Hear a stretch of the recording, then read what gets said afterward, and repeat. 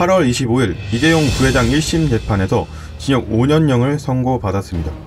따라서 기업들이 섣불리 정부에 요청해 후원을 하면 이재용 부회장처럼 감옥에 가야 할 상황이 생길 수 있기 때문에 평창 동계올림픽은 개최 전부터 난항을 겪고 있었습니다.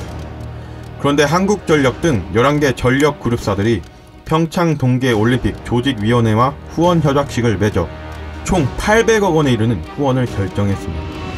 2016년 박근혜 정권 당시 평창올림픽 후원 요청에 내부의 반대로 1년 넘게 응하지 않았던 한전이 불과 한 달 전 문재인 대통령의 공개 요청 이후 분위기가 급반전되었다고 합니다. 기업들, 특히 공기업들, 우리 평창동계올림픽을 위해서 좀 더 마음을 열고 좀 더 많은 후원들 해주시기를 부탁드립니다. 또 나흘 뒤에는 국무총리가 직접 공공기관장들을 만나 요청을 하였다고 합니다. 필요한 지원이 있으면 정부로서도 아끼지 않을 것이고 또 여러분께서도 함께 도와주셔서 더욱 충격적인 것은 한전과 서부발전 등 두 곳을 제외한 나머지 9개 회사들은 이번 평창 동계올림픽 후원에 관련하여 아직 이사회 의결도 마무리하지 않은 상황이라고 합니다.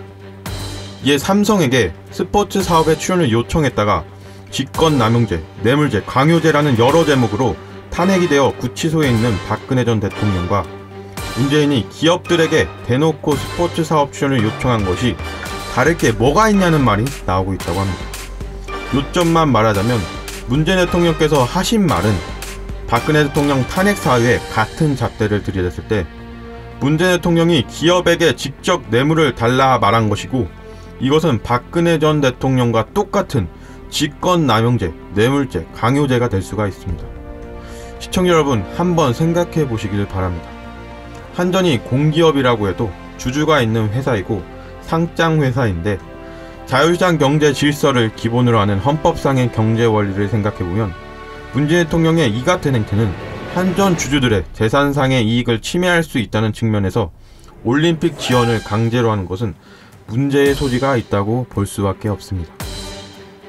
문재인이 후원해달라고 하면 착한 후원, 박근혜가 후원해달라고 하면 뇌물, 좌파들의 이러한 내로남불 장난질로 국민이 분열되고 대한민국의 법리가 유린되고 일국의 대통령이 아무렇지도 않게 탄핵된 현실을 보면서 대한민국이라는 나라의 구군이 다해가고 있지 않나, 정말 안타까운 심정이 듭니다.